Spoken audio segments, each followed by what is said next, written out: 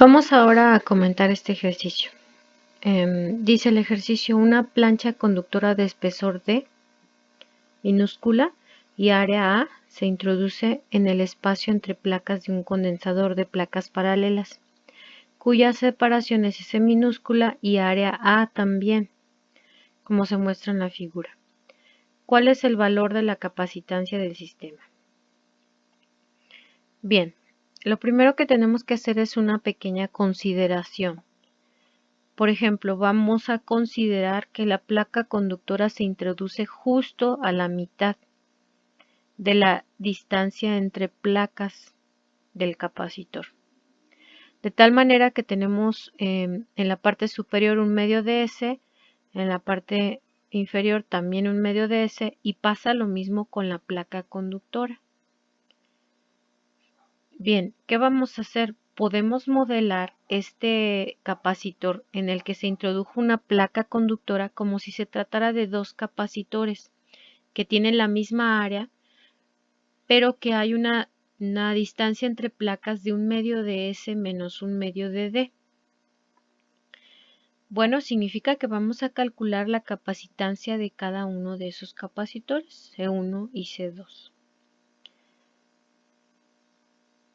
Y después vamos a obtener un circuito equivalente que va a ser la suma de estos dos capacitores en serie. Bueno, comenzamos por calcular C1 y C2 sabiendo que ambos son iguales. ¿Por qué son iguales? Porque tienen las mismas características. El dieléctrico entre las placas es aire, la distancia entre las placas es igual y el área de las placas es la misma. ¿Qué fórmula tenemos? La fórmula que vamos a utilizar es capacitancia es igual a constante dieléctrica por área por epsilon 0 sobre D, donde la constante dieléctrica es 1, puesto que se trata de aire. Bueno, no se indica, pero cuando no se indica suponemos que se trata de aire. Nada más una observación que hay que recordar, esta D es la distancia entre las placas. Bueno, sustituimos la información y tenemos que para C1 la constante es 1, el área es A mayúscula, epsilon 0 es una constante y la distancia entre placas es un medio de S menos un medio de D. Simplificamos lo que podamos simplificar, que es nada más la suma, bueno, en este caso una resta, y ya tenemos el valor de la capacitancia 1 y de la capacitancia 2 porque son iguales. Ahora sí pasemos al segundo diagrama. Vamos a sumar esos capacitores y se encuentran conectados en serie.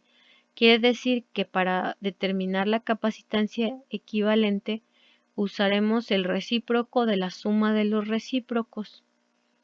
Entonces sustituimos los valores. En este caso hay que simplificar. Tenemos el mismo denominador. Bueno, primero usamos la regla de la herradura y después, como tenemos el mismo denominador a epsilon 0, podemos hacer una suma directa.